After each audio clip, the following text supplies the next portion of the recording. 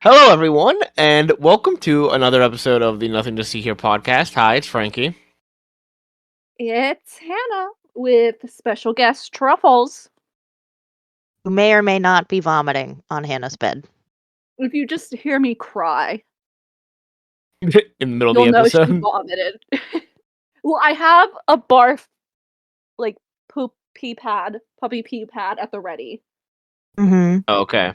I don't think she's gonna vomit. I think she got fur or something up her nose and she was trying to clear her airway. She's chilling now. So, I have some news. All right. Good or bad? That sounded actually ominous. That's good. Yeah, it news, I did. think. I was gonna say this feels like the best place to leave, to give some bad news. I'm dying, everyone. Sorry. We're all over 25. We're all dying. Yeah. So, no. So I went to my aunt for Thanksgiving. By the way, I hope everybody had a nice Thanksgiving. It was nice and Thanksgiving-y. We're only 2 months late on saying Happy Thanksgiving. When this goes up, it's the new year. Whatever. Everybody knows that we record in advance, though. And if you don't, Yeah, all of our news do. references are way off every time. Every single time. Did you hear this news? Yeah, 2 months ago. Went to my aunt's. I normally go and have a nice visit with my cousin, who is she's a nail tech. So I got a pedicure done, and apparently my cousin's boss, part of the proceeds from her nail salon, or just salon in general, because also hair and massages and all of that, goes to help animals in need. So we got there. Well, I now have 3 foster kittens, is where I'm going with this. See, this is news to me. I was gonna say this isn't news to me. I was gonna say this isn't news because you told me about 2 of the foster kittens, but you didn't tell me about the 3rd. Yeah, let me. This is fully news to me. Yeah. I was shown pictures of 2 of them. Why the hell was I left out of this? You weren't there, Hannah. Yeah, this was in person. The last time I went to Amanda's house. You still could have sent me pictures. I'll send better pictures of Piper and Matilda, who are with me right now. But this one I'm sending to you guys is Jet. Jet is a baby. She's a little black baby. She's very rambunctious, very reminiscent of Chopper. She has absolutely no fear at all, which is great. But she was really sick for a little bit. Apparently, she had the most worms that a vet has ever seen in a cat, let alone a kitten her size. She is very, very tiny. She also had a respiratory infection, and her eyes were goopy. But she's all good now. She just finished up her antibiotics, and she's living her best hellish life. Piper is a good name for a black cat. Well, they're all witch names. Yeah, I got that. And Jet is actually. Oh, is Jet the one you sent me the picture of first? Yeah, that's Jet. Sorry. Oh, okay. Sorry. I probably got it wrong. Yeah, so I'll have to send you Piper and Matilda. But yes, so I'm now a foster mom again. Take that as you will. Well, it's good news then. Yeah. Did you guys think I was dying or something? The way you said it was very ominous. Yeah. It could have been literally anything. Yeah, no, we're fine. We're all good. So, but yeah, so there's that. That has now happened. You just crave baby. In any form. I mean, yeah. Did you try to come up with something to defend yourself, or to dispute that? I read you like a book way too quick. I was planning on it. It didn't work. It did not. Tiny little babies that I am now fostering. 3 tiny little babies. 3 tiny little babies. They're super cute. I mean, kittens are always cute. That's not true. Most kittens are cute. I'm sure those naked cats are ugly kittens as well, as being ugly No, cats. So they're actually quite cute, Frankie. That's the thing. as kittens, Yeah. so they get that ugly. That's disgusting. That's horrible. Reverse ugly duckling it. That sucks. I mean, think about us. We're ugly now too. I bet you we were all really cute babies. That's fair. But not all babies are cute. To be fair, some of them look like aliens. Yeah, my cousin Drew looked like an alien when he was born. Sorry, Drew, if you're listening to this. Shout out to Drew. I don't think he does listen to this, but just in case, you know it's true, my guy. Like, you know you look like a freak when you were born. You know it. yeah, you look like a little alien.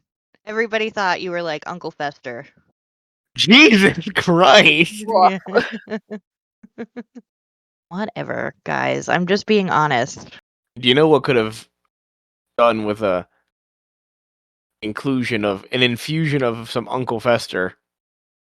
This movie? This fucking movie we watched. That was a really weird segue, but okay. Yeah, that was a rough segue, Frankie. You got to admit that one. Listen, I've had better segues. You're right, but there's really no segue for this movie. It's bad. It's not. It's not bad. It's boring. It's not that. It was so boring. It was boring. Yeah. I was like, we've had bad before. We've had worse. There's worse. We've watched worse movies. Yeah, we've watched worse movies, but this wasn't great. No. Also, where did you guys end up watching this movie? Because we have established it was not on Disney Plus. Yeah, this was the hardest movie to find so far. Yeah.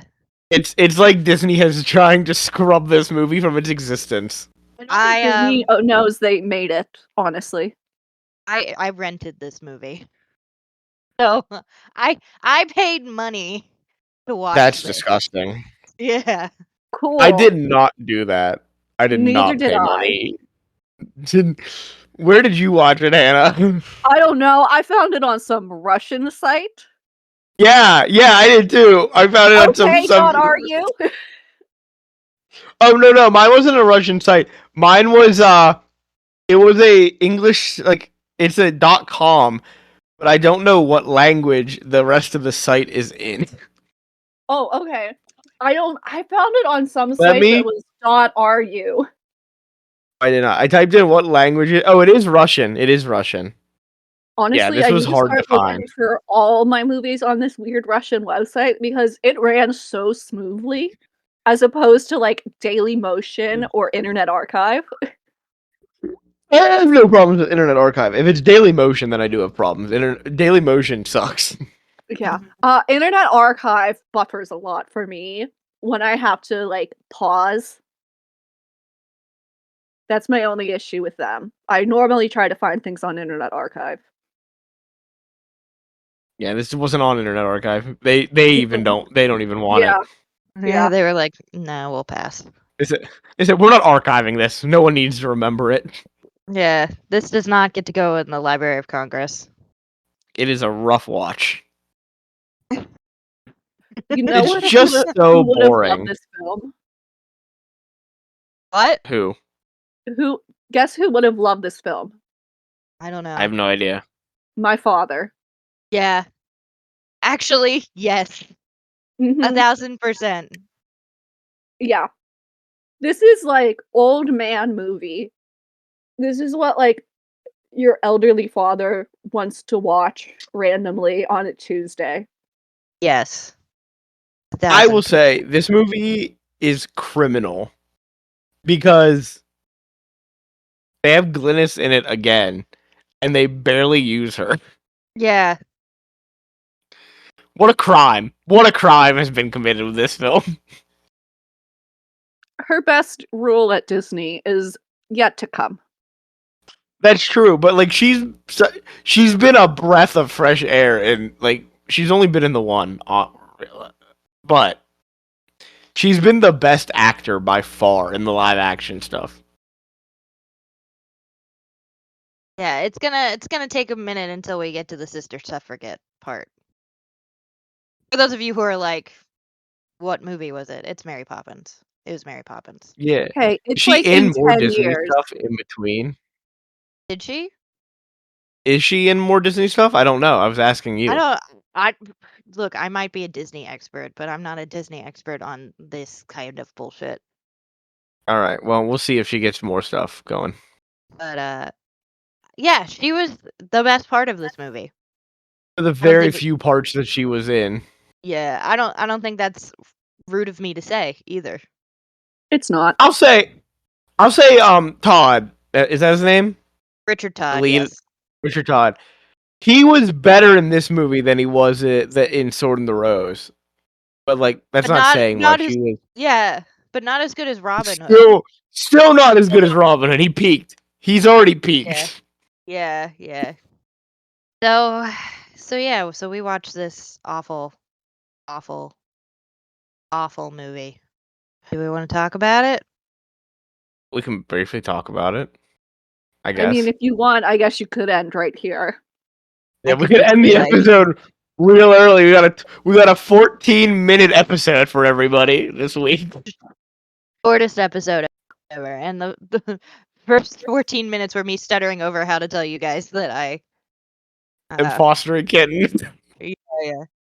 Let me just whack my microphone real quick. Whacking? Don't whack off, Hannah.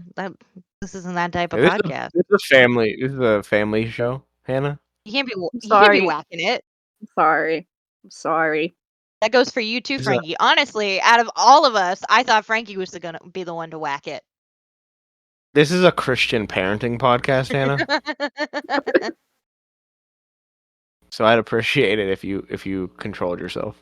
Yeah, please control yourself, ma'am. Fucking bullshit. And it's just out here being a degenerate. Hey, we're all degenerate gamblers. Are we? That's true. We're gambling every week. What do you mean? Oh yeah, We've been betting on football for weeks. We did win again this week, though. We did win again. Oh! By the way, and I know that we never announce these things in timely manners, or what have you. But I recently was just told that my profession is not professional. Oh, by Trump? Because you don't have a professional degree, yeah. I don't have a professional degree. Who the fuck? I'm so upset about it too. I don't know if anybody can tell. So, Rob Roy, the Highland Rogue. It is a 1953 adventure film. It's produced by RKO Walt Disney British Productions. It's about Rob Roy McGregor. And it was the last Disney film that was released through RKO Radio Pictures. Does anybody know who Rob Roy McGregor was before this movie? No, but don't tell us. If you know, don't say anything. Why? Why? You want me to tell you why now? Immediately? All right. Yeah. Spoiler for the end of the episode. You're gonna do an episode about him? Yeah, that's gonna be my next episode. Oh, you're keeping us in Scotland for a month. I'm gonna keep us in Scotland for the whole month and investigate the real Rob Roy. Uh-huh. We'll figure him out. We'll figure out who Rob Roy really was. Yeah, I came across the word Gaelic a lot. Brought up some bad memories. For those of you who are confused, I used to date an Irishman when I was in college. Things did not end well. But because of it, I became really good friends with Frankie and Hannah. So. The fucker cheated on you. He's a piece of shit. Thank you, Hannah. Yeah. He also was a stalker, as Frankie can attest to. Yeah, that's also true. But yeah, I came across the word Gaelic and I was like, Gaelic, where have I heard that before? Oh, I know. I remember now. This isn't a slight against like people who are Gaelic or anything like that, but Not a slight to Ireland. Yeah, no, just Ireland. A slight to this one man. This one man, who created a Gaelic football team at our college. I was like, man, where does this get? Why am I feeling a type of? I understand why I'm feeling a type of way. Like it took a minute. So. But yeah, Rob Roy, the Highland Rogue, it apparently production started. There was a Gainsborough version. Sorry, Gainsborough version. In 1938, there were plans by Gainsborough Pictures to make a Rob Roy film that starred Will Fife, Margaret Lockwood, and Michael Redgrave. For those of you who are like, who are the fuck is that? I know who Michael Fife is. But according to his Wikipedia page, he was a Scottish music hall and performing artist that was on stage during the 1930s and 40s. Margaret Lockwood, she was in a lot of popular films like The Man in Grey, The Wicked Lady, Night Train to Munich, and The Lady Vanishes. And then Sir Michael Redgrave was an English actor. He was in Alfred Hitchcock's The Lady Vanishes. That was his film debut. This film eventually got postponed due to World War II. In 1945, J. Arthur Rank, who then owned Gainsborough, announced that he would make a film of the story that Stuart Granger would star in. Stuart Granger was a popular, heroic, romantic lead actor. But this film never ended up being made. How this got to Disney? Honestly, I don't know why they mention Gainsborough, except the fact that I think they're hinting at Disney stealing the idea from Gainsborough Productions, or at least Gainsborough being like, we were gonna do it, but we decided not to do it, so you can do it if you want, you know. But Disney enjoyed success with Treasure Island, which we still don't know how that Disney was successful with Treasure Island. That honestly so far has been.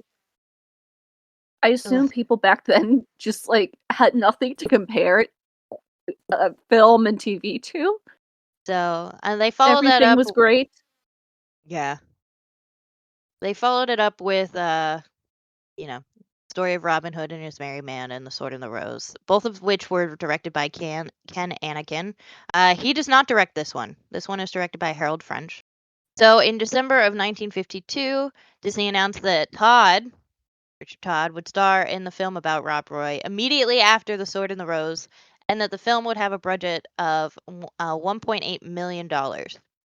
The story would be based on history and legend rather than the novel. And he was also considering making a film about King Arthur afterwards. He did end up doing that. It's an animated film, and it's awesome. But so glad it's not live action. Yeah, me too. Another report said the script would be based on a book by Daniel Defoe. And apparently the Rank organization, which was a British entertainment conglomerate, which was founded by J. Arthur Rank, who, that makes sense because he owned Gainsborough Pictures. That's where the connection comes from. When Rank Organization refused to loan director Ken Anderson out to Disney again, Disney then chose Harold French to direct the film. And Rob Roy was actually filmed just as The Sword and the Rose was released. So, actor Richard Todd's fee was €15,000. In a promotional interview for the film, he said that Roy instituted the first protection racket. Glynis Johns was cast in March 1953, and the other lead was James Robertson Justice, who was the Secretary of Ireland. He had also just made The Sword and the Rose with Johns and Todd. He was King Henry. Apparently, Walt just liked history. Is what I'm guessing was behind this. He likes a specific history of a specific area. Yeah. Studio scenes were shot at Elstree Studio, and filming took place in Scotland. I'm not going to try and pronounce these names. Aberfoyle is one. I'm not going to say the other one, or even try. Sorry. Try. Do it. Poor Rick Greenan. Perfect pronunciation. Perfect. Are you sure? I have no idea. I'm not even looking at the word. What do you? How would I know? Okay. All right. Richard Todd related in his autobiography, but that the extras were soldiers of the Argyll and Sutherland Highlanders who had actually just returned from the Korean War. Todd also admitted that his first scene that he filmed, that was him leading the charge, led to an injury because he stepped in a rabbit hole. Soap injury. Yeah. I don't want to laugh. I don't want to be mean, but it's a silly injury. I think you can laugh. It's a bit of a silly injury. I'm only laughing because I know it's something that I would do. Does that make sense? Like, if any of the three of us were walking, I would be the one that trips in the rabbit hole. Who hasn't been charging in a military fashion and tripped in a rabbit hole, you know? The film premiered during the Royal Command Performance Film Gala on the 26th of October, 1953. And it was later released by Walt Disney Home Video through VHS on October 19th, 1985. So, the reception, critic Bosley Crowther described it as a fine lot of fighting among hills, shooting of rifles, banging of claymores, skirtling of pipes, and buzzing of burrs, filmed and recorded in color on the actual Scottish countryside. And while Mr. Todd is not precisely the Rob Roy that history records, he is indeed a satisfactory fabrication until a better Rob Roy comes along. I agree with the descriptors in the beginning of there was fighting. Look, don't get me wrong. I think Richard Todd is a fine actor, but he didn't sound wasn't Scottish. bad. He didn't sound Scottish at all. I mean, neither did Glynis Johns, to be fair. But I will say, at least Richard Todd tried. Glynis just spoke. She did not. She gave an attempt. She's like, I'm not doing it, guys. Yeah. In June 1954, Walt Disney admitted that the box office returns of this and The Sword in the Rose were not up to expectation in the U.S., but they did perform better in other countries and were expected to return their costs. That's fair. U.S. only cares about one history. That's ours. Yeah, really. What was Disney thinking? According to this, the film was a moneymaker at the British box office in 1952. But because of the poor performances in the U.S., Disney pulled back on costume pictures as a result. So that's a shame because The Sword in the Rose, as we've discussed, had gorgeous costumes. Yeah, bomb-ass costumes. I still want that wedding dress. Let me pull up the cast list, and then we'll talk about this. Because why wouldn't we? All right. So, of course, we have Richard Todd as Rob Roy McGregor. Me feels bad for shitting on this man so much. But at the same time, on Richard Todd? Yeah. But at the same time, yikes, my guy. Do better at your job. Yeah. All right. She's all settled now. Okay. So Richard Todd as Rob Roy. Glynis Johns as Helen Mary McPherson McGregor. They never just call her Helen. It's always Helen Mary. They gave her those two first names for a reason. Yeah, we're lucky they didn't say the full name the entire time like they were with everybody else. Yeah, but I'm curious genuinely if those are actually, if Helen Mary is her first name or if it's Helen and then Mary is her middle name. Because I'd get pissed off if people just went around calling me Amanda Nicole. Well, maybe we'll find out next week, you know? Yeah, you're right. James Robertson Justice as John Campbell, the second Duke of Argyll. Michael Gow as the Duke of Montrose. Finley Curry as Hamish McPherson. Jean Taylor-Smith as Lady Margaret Campbell McGregor. Jeffrey Keane as Killarn. Archie Duncan as Dougal McGregor. Russell Waters as Hugh McGregor, Marjorie Fielding as Maggie McPherson, Eric Pullum as King George I, Ina de la Haye as Count of Von Palen, and this will be the last one I read. Michael Goodlift as Sir Robert Walpole. So we start off this film with some marching and some text. Well, technically we start off the film like all Disney films in this era. Start with a nice little overture and the credits. But the text, when the film actually starts,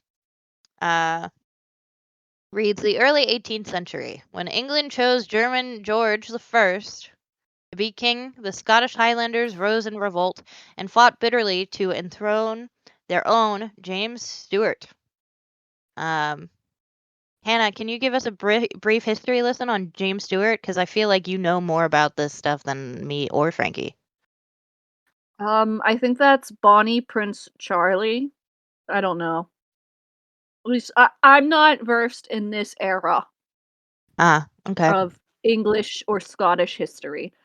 I think I know the Tudor era and part of the Victorian era, and that's about it. Gotcha. All right. Continuing on, but the English armies marched into the Highlands and crushed every uprising until only a small band of proud and stubborn clansmen kept alive the flicker of rebellion. And as this is being displayed, there's a bunch of British soldiers marching, red coats. So we get a fight scene between the Highlanders and the British army, and Rob Roy is leading the charge. There was one scene that really made me laugh. Though this one guy had bagpipes, and he just like threw them to the side, and like got really excited to fight. Don't throw your bagpipes. Bagpipes are expensive. We had somebody who played bagpipes at like our school. That's expensive. Don't do that. Every time I heard the bagpipe, I thought of Shoe. So as this fighting is happening, I believe Rob Roy does get kidnapped before we get this scene. So he gets not kidnapped, but he gets taken prisoner. Kind of like being kidnapped. Let's be honest. Then we're on a hill, and we see two men on horseback. We later found out this is the Duke of Montrose, who is our bad guy, and John Campbell, the second Duke of Argyll. They're basically saying, look, we've quashed it. This is great. However, Montrose wants them to like follow the Highlanders and kill every last one of them, whereas the Duke is like, hey, or yeah, is he a Duke? Yeah, he's the Duke of Argyll. He's like, hey, these are my people. I'm also a Highlander. They're retreating. We've won. We don't need to kill them. And the Duke of Montrose is like, hey, I'm going to tell London that you're weak and you're sympathetic to these guys. And he's like, do whatever you want, but I'm still a Highlander and I'm proud of it, blah, blah, blah, blah, blah. So, some drama already. So the men come home. The injured Highlander men, they're walking home. Somebody's playing a bagpipe. A lot of them seem injured. There's a dog that shows up that is a cute dog. I thought Hannah would make a note of the dog, so I also made a note of the dog. I did make note of the dog. Oh, okay. So these two old people come out. Apparently they own an inn. And then Glynis Johns comes out. Helen Mary, she comes out and she is looking for someone. We don't know who that someone is, but we all can assume that it's Rob Roy because she's Glynis Johns. And he doesn't come. And everybody is like hugging their family members. They're so happy to see the people who've made it back, and he's not back. Two men who are part of the McGregor clan go up to this very nice like estate, and this old woman comes out, and she's like, "What happened to my Rob? Like, what happened to my kid?" And they're like, "Well, they've taken him to the castle." And she's like, "You dare to show your face to me without him? How dare you?" Like, I'll give this woman credit. This she's badass. She was the best part of the film. Yeah, I would agree with that. She's like, I have to do everything myself, basically. They're saying that, don't worry, he's going to go kicking and screaming to his hanging. And she's like, he's not hanged yet. And then we see her riding a horse with the two men. She's heading to Stirling Castle, and she's like, wait for me here. You guys aren't going with me. And they listen to her. At first, they fight back, and she's like, no, you're going to stay right here. Like they got put in timeout. So she raised those men. Oh, I know. So she is going to see the Duke of Argyle, right? Duke of Argyle's in the castle. He's doing some paperwork or whatever, and the Duke of Montreux comes out, and he's like, hey, yeah, you. The report of the final battle is here, and it appears to be inconclusive. Figures. And Argyle's like, how? He said that our losses were greater than those of the rebels. And Duke of Argyle was like, victories are not always measured by the amount of like numbers slain. Montreux was like, I bet you have no trouble having London see it that way. I think alluding to like he has like a fancy way with words. He then sees I think her name's Lady Margaret walk in, and he's like, just a moment, and like leaves Montrose. He addresses her as Cousin Margaret, and we find out that he is from the Campbell house, and she was also from the Campbell house before she married a McGregor. So they are cousins. She's basically comes in, she's like, you know why I've been here. Like, you know why I'm here. He's like, I do. I'm sorry, but I can't just... And she's like, wait just a minute. I see that you're busy. She's not stupid. She doesn't want him to, like, reveal that he's going to help her out. I'll just wait here while you finish. And she sits down. She's like, I'm patient. I can wait. So he goes back to Montrose, asks if he has a list of the prisoners, and there's 19, and only 3 lards among them. However, they have the McGregor chief. And he said that Montrose said, hey, they should take him to London so that he could be tried. And Argyle is like, no, Scots should be tried in Scotland. And Montrose is like, we have to make this political because our victory was so slight. It's better to walk the chief into London to show our success. And Argyle was like, I'm sure it would. You call yourself a Scot, you're scum. And basically, Montrose is scum. Montrose is like, you can call me what you want, but if you don't send Rob to London, you're the Secretary of State of Scotland. My authority is not going to be questioned, but yours will be, and your loyalty will be questioned. So basically, hey, do what I'm telling you or else you'll lose your job. And Argyle does say, do you have interest in my loyalty or the office that I hold? He says, if you don't deliver McGregor to London, you'll have no office to hold. So he exits the room, and Lady Margaret isn't there in the chair that he left her in, but she's right by the door. And he's like, eavesdropping, huh? I see how it is. She basically convinces him to like try and let Rob go, and he's like, I can't do that. She's like, oh, but they want to bring him to London. Send him to London. Because, there's a bunch of highwaymen out in the Highlands. And they all have an agreement, basically, that when he sends them, the thing's going to be Rob-sacked. Or ransacked, yeah. Rob-sacked. Rob-sacked. Nice. Shut up. Guys, just... My favorite activity, Rob-sacking. Rob-sacking, yeah. So they have a wink-wink, nudge-nudge kind of deal. So Rob is being taken in a carriage to London, and a bunch of sheep herders with a bunch of sheep get in the way. That dog is back too, by the way. And they block the path. And as they block the path, it turns out they're the McGregor clan, and they go and they rescue Rob, and they rip off Montrose's wig, and they make him look like a fool, basically.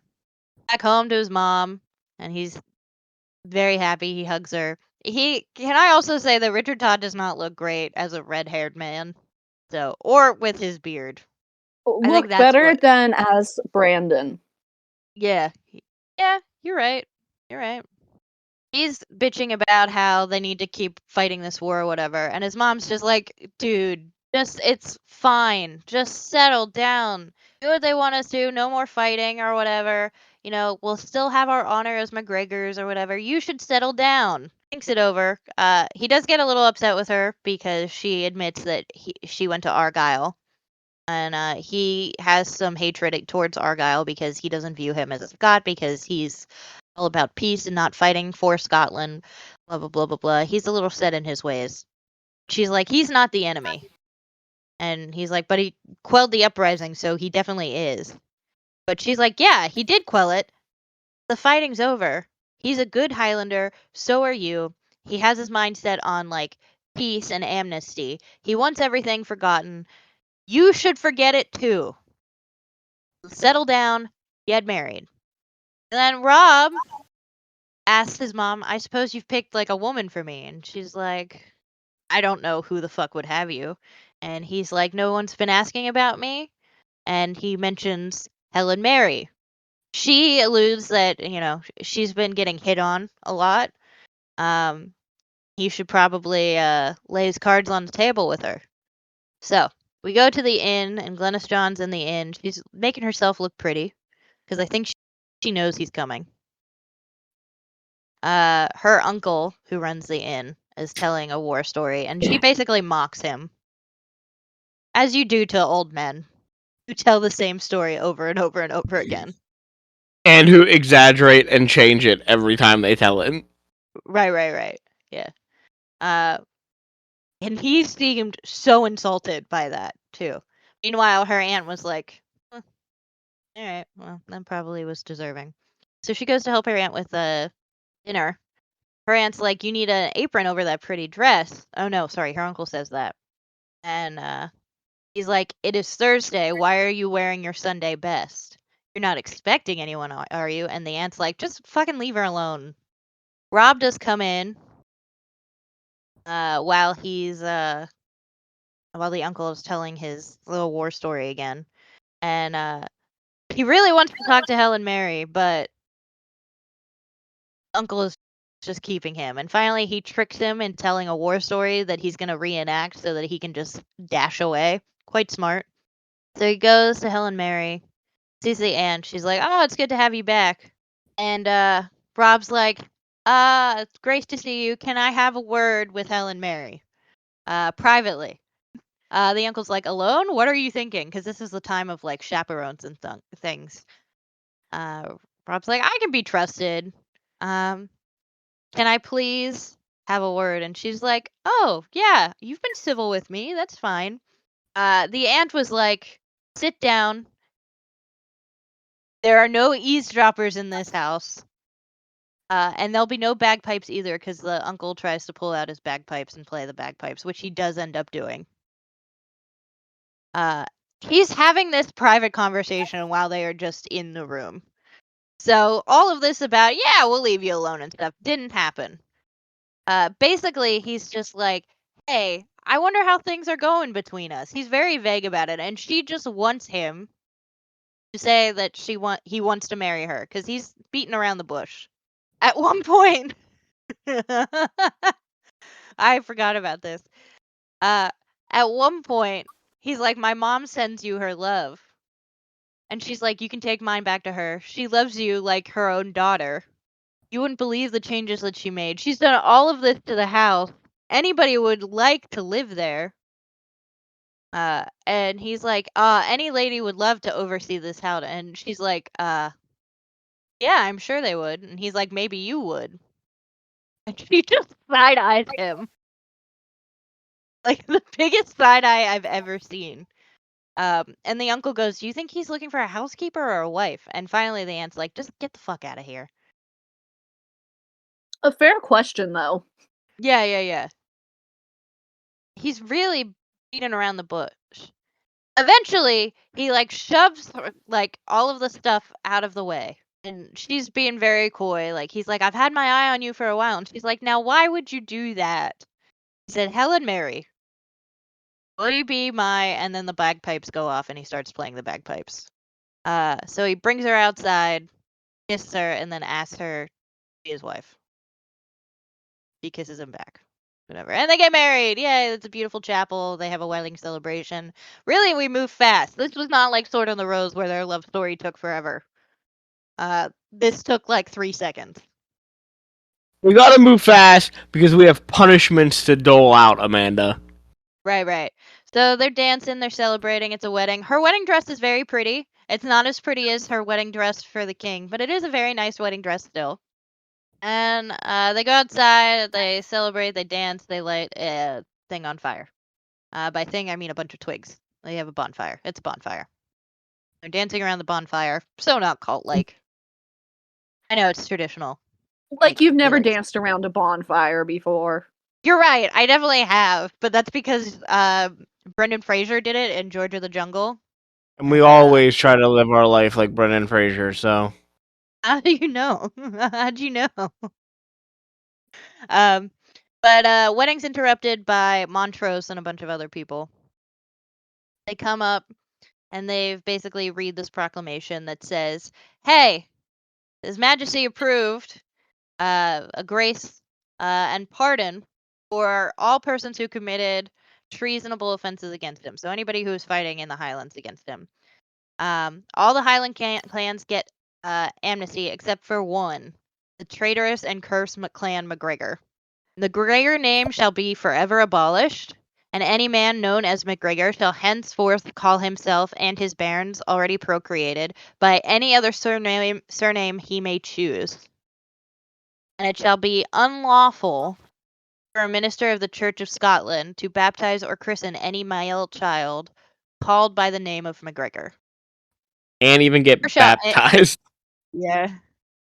Nor shall any man of the clan MacGregor at any time bear arms, either weapons of offensive or defensive, under the pain of death.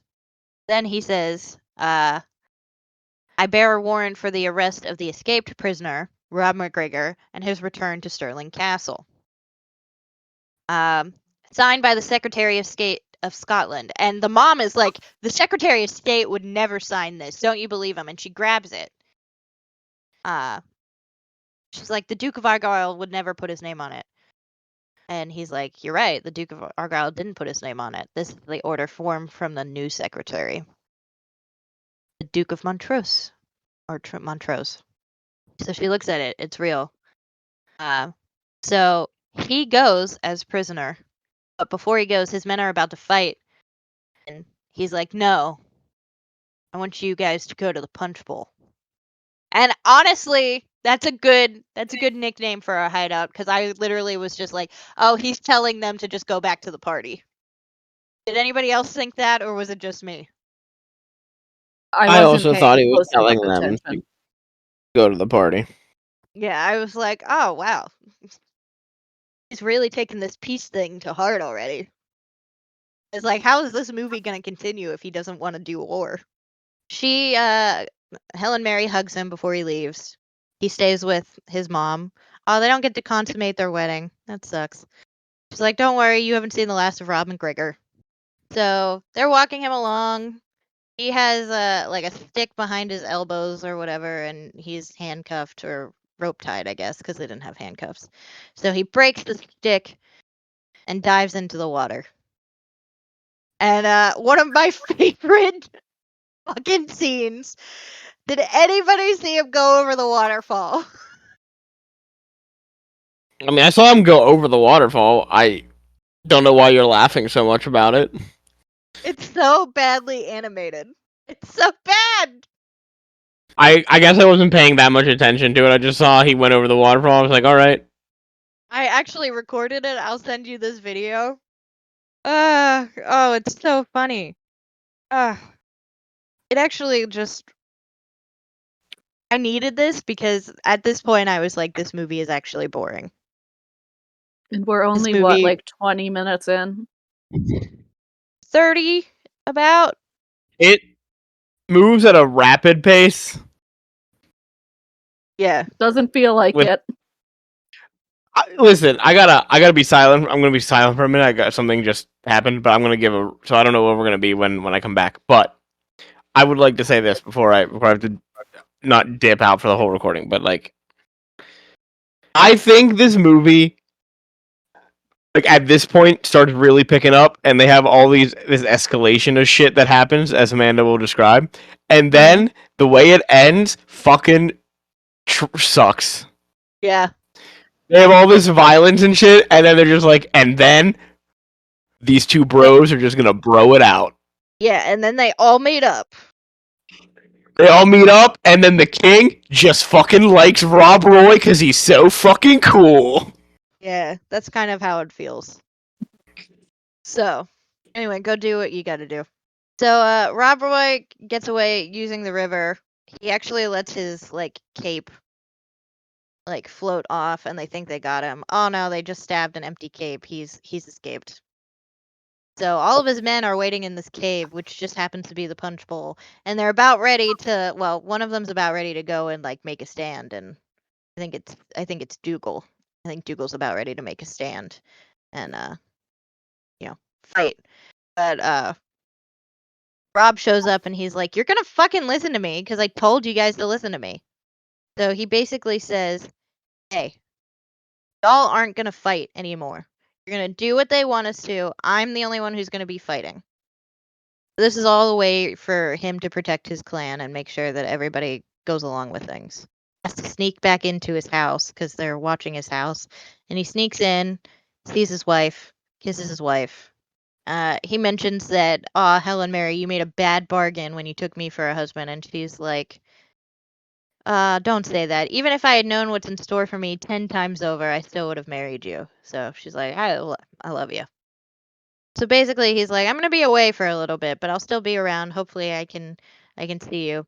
I might have to go north, and he's like, if I do go north, I will come and get you and take you with me.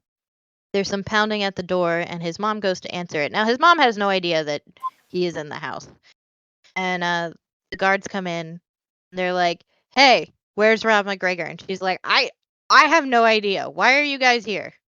But before he can go upstairs and check, gunfire goes off, and a bunch of the Highlanders, sorry, not a bunch of the Highlanders, but a bunch of the British Army sees Rob climbing out the window, and they shoot at him. They try and get him, but he knocks a boulder over onto them. It's a boulder that is definitely made of styrofoam. And again, 100%.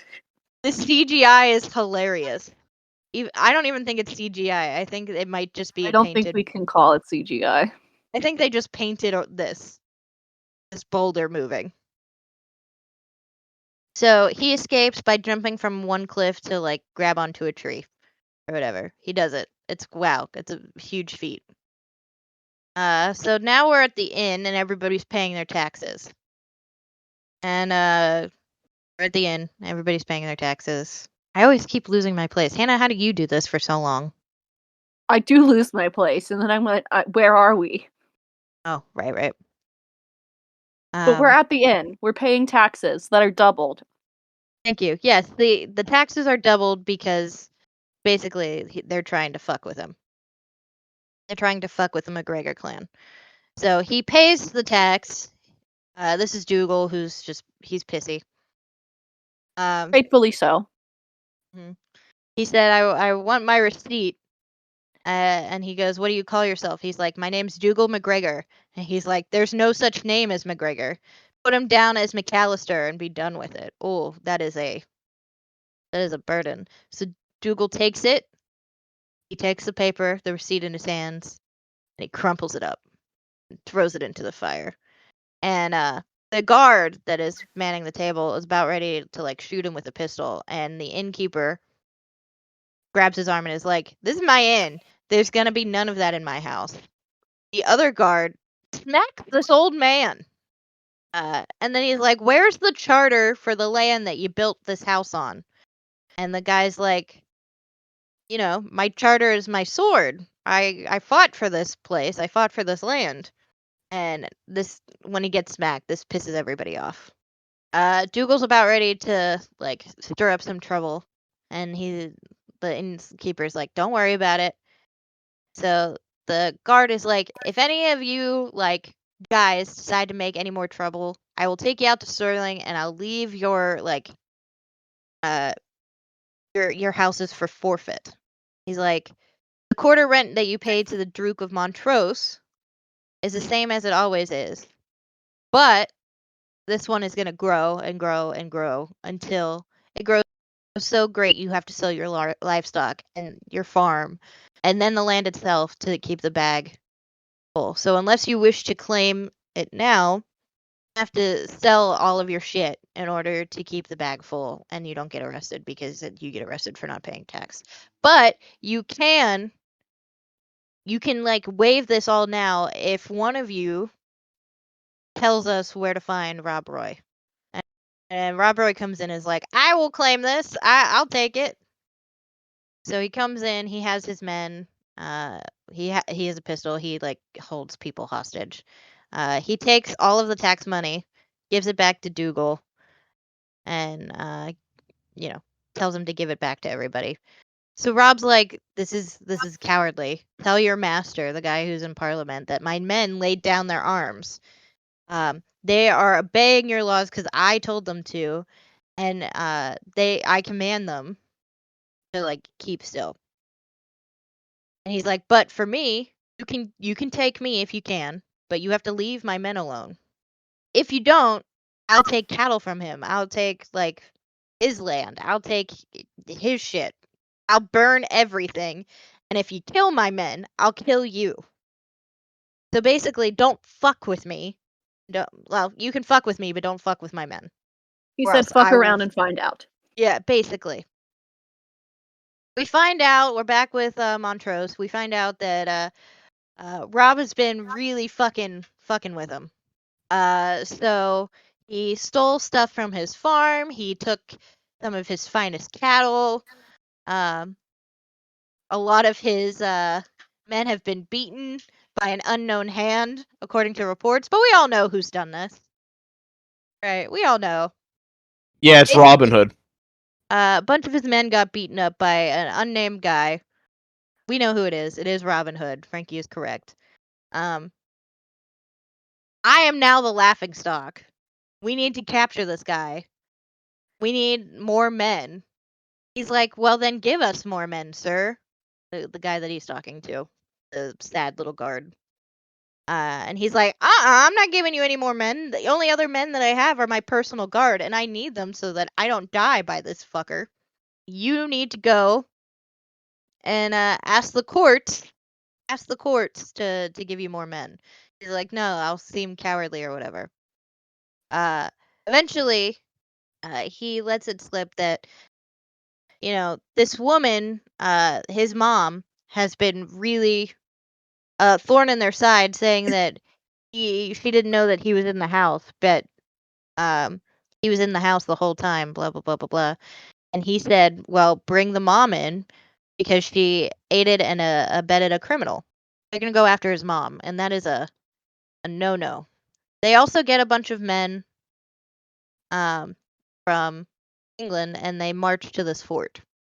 We see them march to this fort, and McGregor watches them march to this fort. Back at his house, they're taking all of his shit. Literally everything. They're taking everything. And Lady Margaret's like, "You have no right to strip my house." He's like, "Yeah, we do. Your cattle's forfeit. Your land is forfeit because you aided a criminal. And we're also taking you to Sterling." Helen Mary tries to stop them and fight back, and this guy drags her upstairs. I guess either to lock her in, or I don't know why he actually drags her upstairs. Do you know? Because there's no door. Anyway, he drags her I upstairs. assume it's just to get her out of the room. Okay. He drags her upstairs, and he gets shot in the back by Rob, who came in through the window. Lady Margaret hears somebody falling down the steps, and she thinks it's Helen Mary. Thankfully, it is not. It's a dead guard. And Rob starts fighting. and everybody's fighting. Even the mom goes to like get a pistol because somebody's trying to come through the window. She aims and shoots, and she shoots the guy, but she gets shot, but doesn't let people know that she got shot. They then take a torch and they light fire to Rob's house. All of the clansmen see the fire, and everybody goes to fight and save Rob. So they're back in the house. Lady Margaret is coughing. Helen Mary is like, she can't take this smoke much longer. We can't last it. There's literally a fire in the house. We have to escape. But all of like the guards are waiting. The guy says, "Hey, if you come out, we're gonna spare your women." So Rob is about ready to go out, surrender his pistols and everything, but his men come.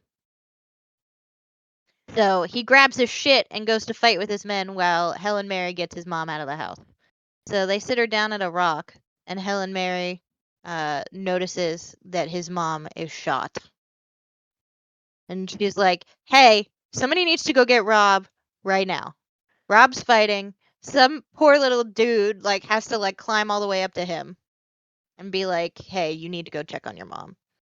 Basically, he tells Dougal before he leaves that you need to surround the fort and don't let anybody leave. We're going to keep them in siege until they starve or they surrender. So, back with his mom. His mom is dying. And her last breath, she says, "He mustn't fight with the soldiers. You have to stop him, Helen Mary. There must be no more killing. It's so easy to set the heather on fire, but it's so hard to put it out." And then she dies before Rob can get to her. Very sad. They have a Gaelic funeral for his mom. It's very sad. And the Duke of Argyll comes, the former secretary. He comes up to Rob and he's like, I've come to honor my kinswoman. And Rob's like, "You honor us all, my lord. Big shift." Argyll says that your mother was a great lady. God bless her. And they go to walk to, like, I think the graveyard. The Duke of Montrose and his men come to, like, take Rob away during his mother's funeral. But Argyll is like, "You are a barbarian. I kind of knew that you were going to do this." So he shouts something in Gaelic, and all of his clansmen, because he's the leader of his clan, comes out and's like, yeah, you fuck with Rob, you try and take him while we're paying our respects to our dead, will fucking end you. They run away. Because the Duke of Argyll is boss. Scotland's motto should just be "fuck around and find out." Yeah, really, it should. So Scotland's great though, because like, you know what Scotland's national animal is? It's the unicorn. Yeah, they just picked a fictional animal. We're like, yeah, who's gonna tell us we can't? You know what? I think we should make a pact. If America becomes too bad, we should all go to Scotland. We'll be I'm down with that. We'll be sheep farmers. Can we go to Inverness and find Nessie? Yeah. We'll Cool. take a vacation. So Rob's I sent a 52-minute video about why we should go to the weirdest place known to man, Pigeon Forge, Tennessee. I saw. And I can't believe you didn't think I follow that TikTok account. It's a good TikTok account. So anyway, Rob's like, "Hey, we're in your debt. Thanks for that." And Duke of Argyll's like, "Hey, the Highlands would be in your debt if you lifted that siege on that fort." And Rob's like, "No, I'm not gonna let my mom's murderers go free. Like, we've tried to do peace, and it hasn't worked. They've just tried to butcher us." He's like, "Yeah, you're right. You have tried, but if I include you in the general amnesty thing that I'm taking to the king, we can try and get him to see reason." And Rob basically says, "Hey, thank you for this, but no." So the Duke of Argyll is like, "Hey, just speak to Rob. He may listen to you." So they're riding in a boat back, and Helen Mary's like, you have to to let the soldiers go, let Argyle make peace. And she's like, you need to humble your pride for the sake of the rest of the people. And then she quotes his mom's dying words. It's so easy to set the heather on fire, but so hard to put it out. And Rob says that those are empty words. And Helen Mary is like, well, they're not mine, Rob. They were your mother's last words. And he really has to sit and stew on that one. So it's night at the fort. And one of the soldiers comes and is like, hey, Rob has offered a truce. So he's holding up like a truce flag. And he's like, I want to make peace. He's like, is it peace or war? And this dude shoots him in the shoulder. So it's war. Then we're in London. London, Rob Roy McGregor was fast becoming a living legend. People are selling newspapers and stories about him, printed press, and this one councilwoman, a countess, we later find out, gets a paper about the Highland Rogue. So we go to the castle. We're in court, and basically they're like, why should we give you guys more men? We already gave amnesty. Like, why are we fighting this? Just let them go or whatever. And Montrose does his little speaking thing. Honestly, I stopped paying attention at this point, but he tries to convince him by like laying on thick with one of the council members who created an idea for like this war plan. And outside of the court, the Countess is reading King George, the Highland Rogue paper that she bought. So he's a big fan of Rob Roy. This is a German king, so she's speaking in German to him, trying to teach him English words. Then the steward comes in, and the Duke of Argyll has come to talk with the king. They send him in. The Countess goes up to Argyll and is like, I hope you know that you are a lost person. Like, you're no longer accepted at court. He's like, yeah, I do, but I want to beg something of this majesty. And I believe like an honest man goes straight to the king or whatever. So the king is like intrigued by this. But the king interrupts the court after they've agreed to send the men. Brings Montrose and the guy who leads court in, and they see Argyle. This guy, I think it's Montrose. He says, hey, you let this traitor in? He let this McGregor guy go free.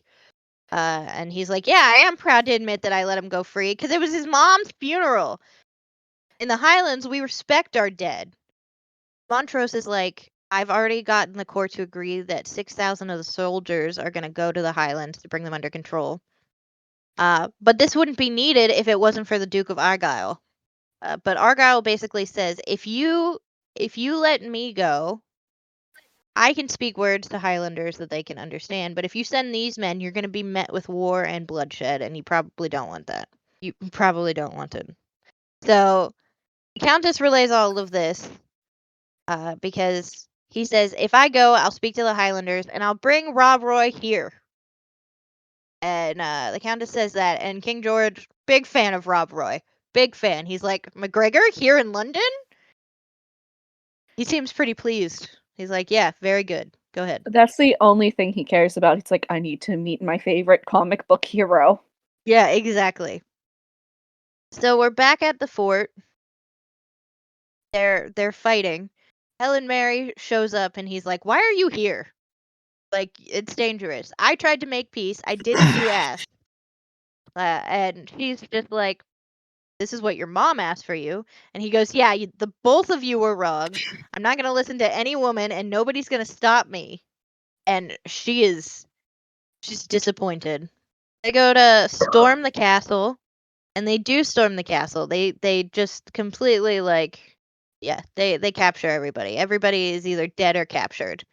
They even like flew a cannon or something towards them. And the dude who's in control of the fort, he's gonna blow a cannon to try and blow up all of Rob's men, but Rob shoots him before he can do that.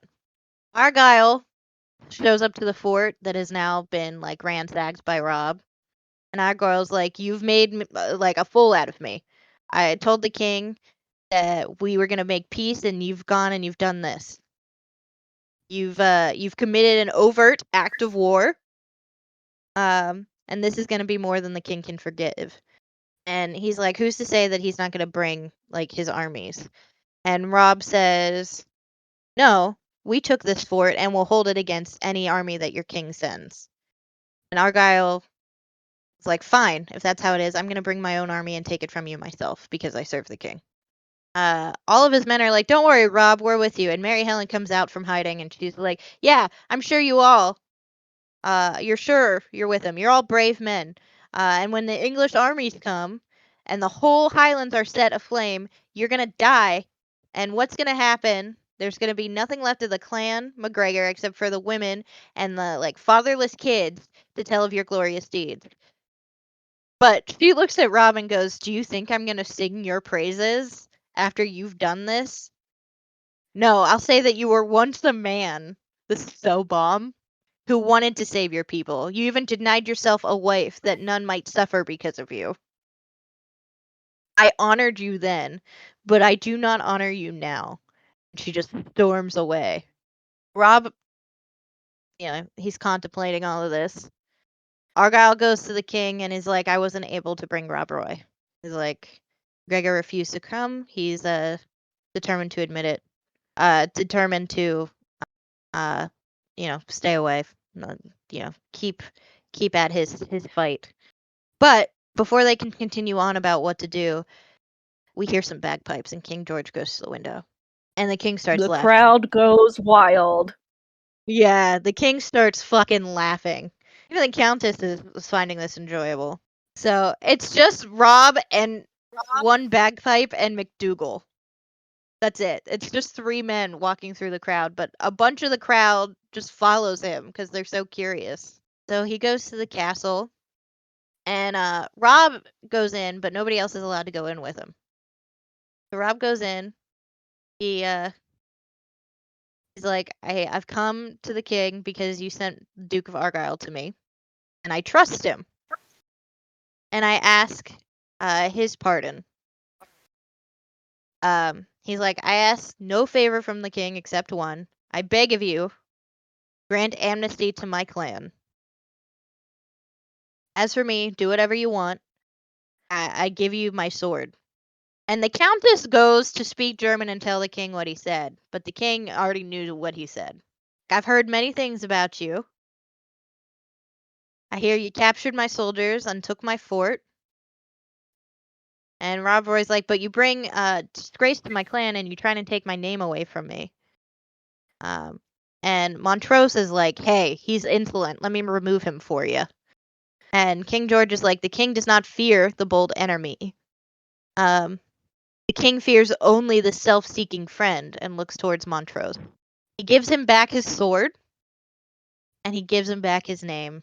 And the king is like, "Rob Roy McGregor, you are the great rogue." And Rob Roy's like, "And you are a great king." One of the guys who went with Rob to the king, to court or whatever, is relaying the story at the inn. And he's talking about like how beautiful these women were, and Mary Helen is just like, "Ugh, you don't think Rob would ever fall for one of them, do you?" Or whatever. Like, she's a little worried. But don't worry, Rob comes back, and she rushes to him, and they kiss. Thank God. It really was just like a bros got together. Just two bros. Yeah. Just 2 bros broing out, you know? They just like each other now. Yeah, it was odd. It was an odd way to end the movie. Like, it got, Frankie, you're so right. It got intense, and I was actually a little invested towards the end. There you go. You killed my men, and you tried to take away my entire family and dishonor me entirely. Mm-hmm. Everything is cool now. Yeah. We're all good. I think it was worse the second time.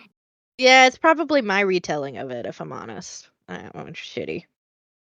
So, alright, let's rank this fucker. Let's rank this movie. Where are we putting Rob Roy, the Highland Rogue?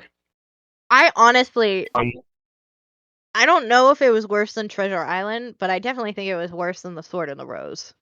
Oh, that's absurd. I think it was better than The Sword and the Rose. You think? I think as an overall movie, it was better than The Sword and the Rose. Alright, I'll give you that. Put it above Sword and the Rose, unless Hannah has any thoughts. No. I would put it below Treasure Island. But I don't think you're gonna go for that. No, I don't think so. I think it's better than The Sword and the Rose as like an entire film. I just think it could have been. I'm more disappointed in this one because they could have done so much better. I agree. Alright. So we have it there. Number where do we put number 14? Number 14. Out of 22. We've watched 22 Disney movies. So, protagonist, where's Rob Roy going? I don't fucking know. He does a lot of things. Yeah, but Robin Hood was cool. I mean, should he go above Mary Tudor or below Mary Tudor? That's where I'm at. Below Mary Tudor. I agree. Yeah. Maybe the real Rob Roy will go above Mary is Tudor. Cool. Yeah.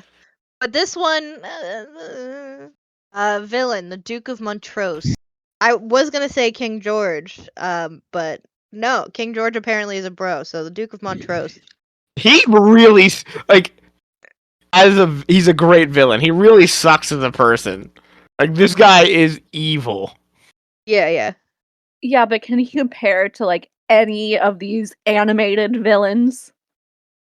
I think he's I would personally put him above the Coachman. Oh, no. Yeah, I would, but Frankie, you're so wrong. He tries to arrest a man's mom, and when that plan fails, then tries to arrest the guy at his mom's funeral. That is pretty evil, but I just can't put him above the bitch elephants. Frankie, those bitch elephants. Think of what they Below the bitch elephants? Yeah. Hannah, help me out here.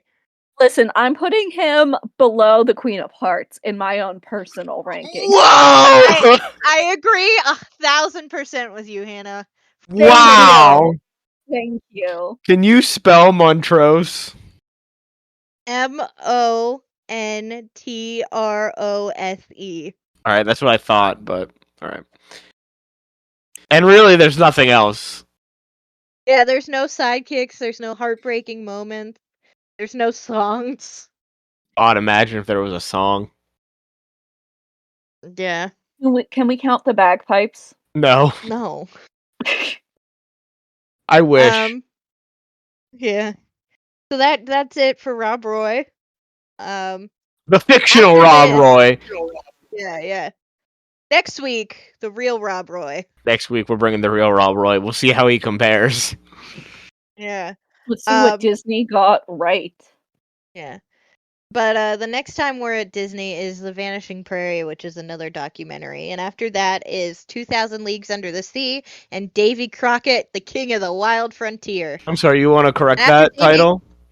Isn't it 20,000 Leagues Under the Sea? Oh, yeah, I did say We're only going to watch 2,000 of the leagues, though, because 20,000 is too many. It's absurd. It's an absurd amount of leagues.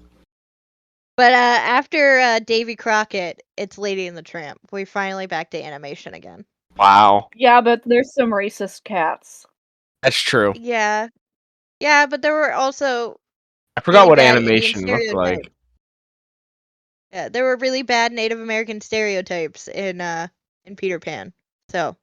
That's true. We're in an era... Unfortunately.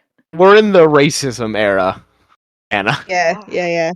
I know. We're in the 1950s. The racism era started with the first Disney movie, and it's going to continue.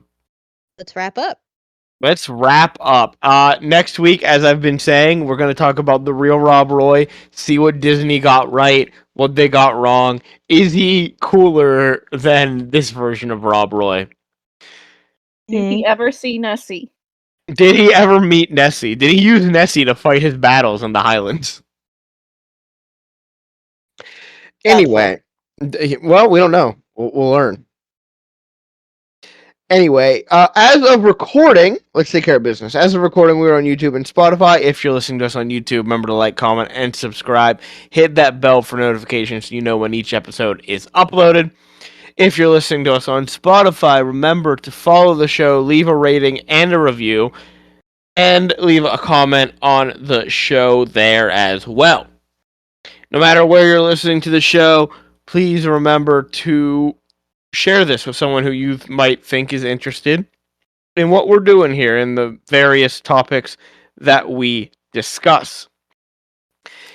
If you would like to send us an email, you could ask us a question, you could give us ideas for topics on episodes, you can just give us some commentary on what you think we're doing over here. Think about what we're doing over here. You can send us an email over to Nothing to see here podcast at gmail.com. As always, here is spelled Hear. If you would like to see some great artwork made by Amanda, some funny memes made by Hannah, and images of the things that we talk about on the episodes, you can find all of that and more over on our Instagram page, which is Nothing to see here pod. That is all of our business taken care of, so saying goodbye and good night. It's Frankie. It's Hannah. And that's Amanda, who's muted. Oh, sorry. I was dealing with hungry kittens. Goodbye. Hopefully we learned something interesting about Rob Roy, and it's not boring. All right, bye everyone. Bye. Bye.